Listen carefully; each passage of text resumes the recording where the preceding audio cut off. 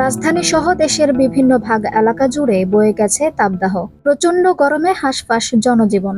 এই পরিস্থিতিতে বঙ্গোপসাগরে ঘূর্ণিঝড়ের যে আশঙ্কা তৈরি হয়েছিল তা আরও পরিণত হয়েছে।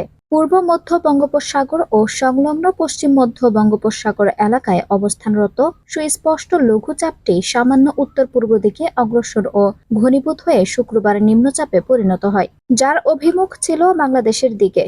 নিম্নচাপ কেন্দ্রের নিকটবর্তী এলাকায় সাগর এখন উত্তাল। আবহাওয়া অধিদপ্তর জানিয়েছে, নিম্নচাপটি আরও শক্তি অর্জন করে শুক্রবার মধ্যরাতে গভীর নিম্নচাপে পরিণত হয়েছে। আজ শনিবার বিকেলের মধ্যে সেটি ঘূর্ণিঝড়ে রূপ নিতে পারে। রোববার ঘূর্ণিঝড়টি বাংলাদেশের উপকূলে আঘাত হানতে পারে, আর এ সময় উপকূল সহ দেশের বিভিন্ন স্থানে ভারী থেকে অতি ভারী বৃষ্টিপাত হতে পারে। দেশের 4 সমুদ্র বন্দরে 1 নম্বর দূরবর্তী সতর্ক সংকেত দেখাতে বলা হয়েছে। মাছ ধরার যানগুলোকে গভীর সমুদ্রে না যেতে বলা হয়েছে। নিম্নচাপ ঘূর্ণিঝড়ে রূপ নিলে এর নাম হবে রেমাল। নামটি ওমানের দেওয়া, এর অর্থ বালু। আবহাওয়া অধিদপ্তরের পরিচালক মোহাম্মদ আজিজুর রহমান বলেন, রোববার সন্ধ্যায় এ ঘূর্ণিঝড় বাংলাদেশের উপকূলে আঘাত হানতে পারে। রেমাল প্রবল ঘূর্ণিঝড় হতে পারে বলে আমরা ধারণা করছি। খুলনা থেকে পটুয়াখালীর খেপুপাড়ায় মাঝামাঝি স্থানে একটি আঘাত হানতে পারে। অপেক্ষাকৃত বেশি এলাকা ধরে ঘূর্ণিঝড়টির বিস্তৃতি থাকতে পারে। সমুদ্র উপকূলের সুন্দরবনে ঘূর্ণিঝড় আঘাত হানতে পারে বলে মনে করা হচ্ছে। ঘূর্ণিঝড়ের কারণে সৃষ্ট বাতাসের গতিবেগ যদি ঘন্টায় 62 থেকে 88 কিলোমিটার হয়, তখন তাকে ঘূর্ণিঝড় বা ট্রপিক্যাল সাইক্লোন বলা হয়।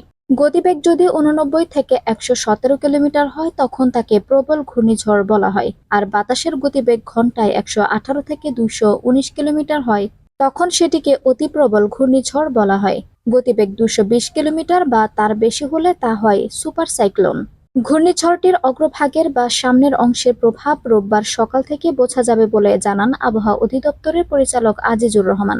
তিনি বলেন, শনিবার রাত থেকেই দেশের বিভিন্ন স্থানে ঝড়ো হাওয়া সহ বৃষ্টি হতে পারে। রোববার থেকে বৃষ্টি আরও বাড়বে।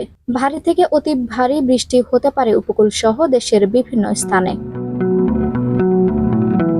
ঘূর্ণিঝড়ের সময় জলোচ্ছ্বাসের আশঙ্কা কতটুকু এ প্রশ্নের জবাবে আজিজুর রহমান বলেন, ঘূর্ণিঝড় আঘাত হানার সম্ভাব্য সময় রোববার সন্ধ্যা 6টার দিকে। এ সময় ভাটা চলবে, তাই এ সময় আঘাত হানলে জলোচ্ছ্বাসের আশঙ্কা কম। তবে রাত 12টা বা এর পরে আঘাত হানলে জলোচ্ছ্বাসের আশঙ্কা আছে। আবহাওয়া অধিদপ্তরের ঝড় সতর্কীকরণ কেন্দ্রের উপপরিচালক মোহাম্মদ শামীম আহসান বলেন, গাণিতিক মডেলগুলো বলছে এটি সৃষ্টি হলে তা বাংলাদেশের উপকূলের দিকেই আসতে পারে। এর গতিবেগ ঘন্টায় 120 থেকে 130 কিলোমিটার হতে পারে। আবহাওয়া অধিদপ্তরের আরেক আবহাওয়াবিদ আবুল কালাম মল্লিক বলেন, রেমাল আঘাত হানলে তা প্রবল থেকে অতি প্রবল ঘূর্ণিঝড় হতে পারে, তবে সুপার সাইক্লোন হওয়ার কোনো আশঙ্কা নেই। এটি রোববার রাতে আঘাত হানতে পারে, তবে এর অগ্রভাগ দুপুরের দিকে আসতে পারে।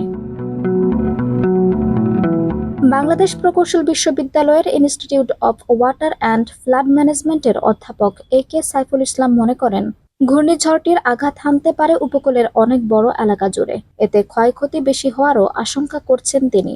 তিনি বলেন, বাংলাদেশের দক্ষিণ পশ্চিমের উপকূল রেমালের সম্ভাব্য আঘাতস্থল, তবে দেশের সর্বত্রই এর প্রভাব দেখা যেতে পারে। সেই প্রভাব বোঝা যাবে বৃষ্টি ও ঝড়ো হাওয়ার মধ্য দিয়ে। ঘূর্ণিঝড়ের সময় 5 থেকে 10 ফুট উচ্চতার জলোচ্ছ্বাস হতে পারে। বিশ্বের বিভিন্ন আবহাওয়া মডেলের বরাত দিয়ে কানাডার সাসকাচুয়ান বিশ্ববিদ্যালয়ের আবহাওয়া ও জলবায়ু বিষয়ক পিএইচডি গবেষক মুস্তফা কামাল পলাশ বলেন, ঘূর্ণিঝড়টি রোববার সকাল 6টার পর থেকে সোমবার দুপুর 12টার মধ্যে উপকূল অতিক্রম করতে পারে। ঘূর্ণিঝড়ের বাম দিকের সামান্য অংশ পশ্চিমবঙ্গের দক্ষিণ 24 পরগনা ও মেদিনীপুর জেলা এবং বেশিরভাগ অংশ বাংলাদেশের খুলনা ও বরিশাল বিভাগের জেলাগুলোর উপর দিয়ে স্থলভাগে আঘাতের আশঙ্কা বেশি। এর প্রভাবে বরিশাল, খুলনা, চট্টগ্রাম ও ঢাকা বিভাগের বিভিন্ন জেলায় 300 থেকে 600 মিলিমিটার পর্যন্ত বৃষ্টিপাত হতে পারে। আঞ্জুম হক আরবি, টাইম নিউজ ডেস্ক।